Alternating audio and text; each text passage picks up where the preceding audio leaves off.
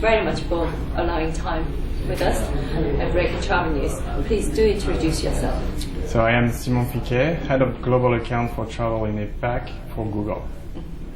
Now, at WTTC, we've just seen you at a panel discussing the strength and weakness, which is very interesting for us to hear what Google's point of view, perspective is about the strength and weakness of travel industry, and specifically perhaps in APAC region. Yeah. So I believe, so I'm very excited to be working closely with travel sector in this region because it's an exciting moment. The consumer demand, the number of travelers is exploding, and that's very exciting because you have a lot of new people that in the next 5-10 years will be taking their first travel ever. And for that, the industry is really building a lot of infrastructure, which is also very exciting. So you have a lot of new airports, airlines are opening new routes, and hotel chains are building a lot of hotels, so which is developing and enhancing all the travel experience across the region. In terms of weaknesses, obviously some are structural, and for example the visa processes, the travel between countries can be simplified, but that's a work in progress. I would say from a Google point of view, obviously the embrace of technology could be, we are innovators and we like to innovate and be quick about it. I think this industry here could be faster in embracing new technologies. The industry has been online, for example, for a long time now, so it started early, but I believe that a lot of the initial developments made 15 years ago, 10 years ago, have not really evolved. So a lot of websites are still old. Not all online, even online companies are using mobile technologies in a very advanced way, and they're not really trying to understand what the consumers are trying to achieve with their new devices and with the new experiences. So I believe faster innovation and more focus on that part in their business for the travel industry overall in APAC should be a focus and a weakness now. Yeah. We touched on that subject. How about social media? Do you think they are just very slow in embracing that? Can they do more? So I think actually Asia is one of the more advanced in the use of social media, and that's definitely, you can see that in the usage. People love to, especially in travel, for example, you have so many people in Asia sharing about their experiences. We've just conducted some research with a partner, TNS, about the use of technology in a travel experience. 38% of the respondents said that they were sharing information on social media about their travel. And I believe that 23% of them, while they were still traveling, they were sharing information. So I think in Asia, the consumer definitely are really sharing a lot, using social media to do so. I haven't seen, to be frank, a company in travel really doing an amazing job at leveraging that behavior. Obviously, for a lot of companies, it can be scary because obviously if you have bad comments, how do you react about it? How do you organize to be sure that you can answer properly? So I think hotels now have a better way to handle that, to reply to consumer comments and so forth. But it could be much more amplified. And I think the need of sharing can be leveraged by those companies here, but as well the fact that people will recommend their travels, that's massive opportunity for the travel industry. If you manage to get the people that come to your destination and come to your hotel, travel on your airline, to recommend it and be your advocates, that's obviously a massive win. So you need to encourage that much more. You need to enable that through technology. And so I think that's very important.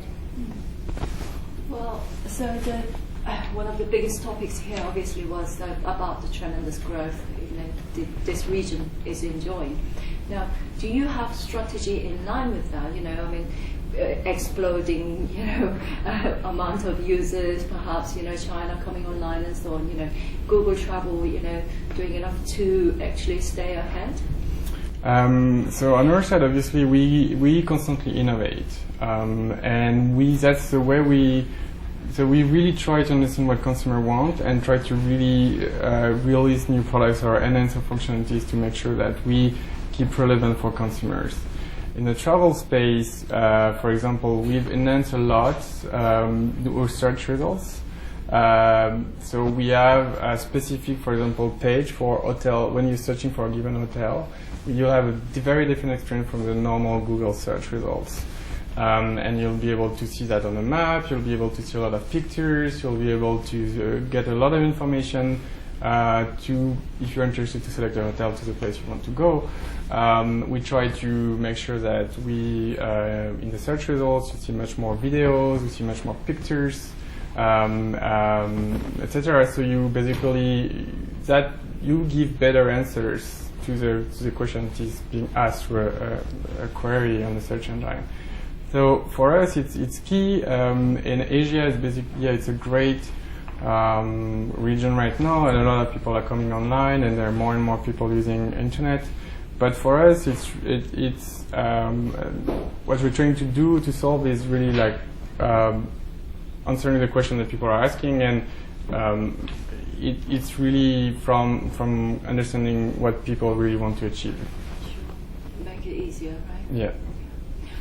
Now, at WTTC, obviously, where we are, the message about the removing barriers and so on. Do you, in your view, as a traveler or travel professional, it is possible to remove visa restrictions? That's not an area where Google plays a big role. Obviously, I'm sure that what we heard over the last 2 days was a big topic. I'm sure, it seems like the governments here and the industry are very committed to make that work. So I'm pretty hopeful it's going to happen. But Google itself has been a greatest success story, obviously. But technology landscape is changing really fast, and user behavior obviously changing with that. What are you doing to stay ahead of the game? So we've done so much, for example, to make sure all products are very good on mobile. Google owns YouTube, and if you use YouTube on your mobile phone or if you use it on your tablet, especially on Android, the experience is amazingly great, right? I use YouTube all the time on my tablet because that's a better experience because it's it's really optimized for it, and it's really, you can immerse yourself into it. And I think our search results the same, or Maps application, for example. All of those, for example, we've been very fast at really optimizing them for mobile, and you can, when you're using them on a mobile device, can really feel like it's optimized for the context in which it's being used. And that's a way for us to really keep ahead and also to continue to be relevant, because we see so many people using mobile devices today, and a lot of our search queries are coming from mobile devices. So we have to be, for example, fast. And this is what we try to anticipate. So we started these developments as soon as the curve started to pick up, and we really been fast in launching and iterating and improving there. As I said, we also are trying to improve the search results on the hotel side, on the flight side, to make sure that we still, when people want to have a travel question, that they know that they can come to Google and will find something suitable. And it's not just about 11 blue links, so it's much more than that. So we can provide much better answers to their questions.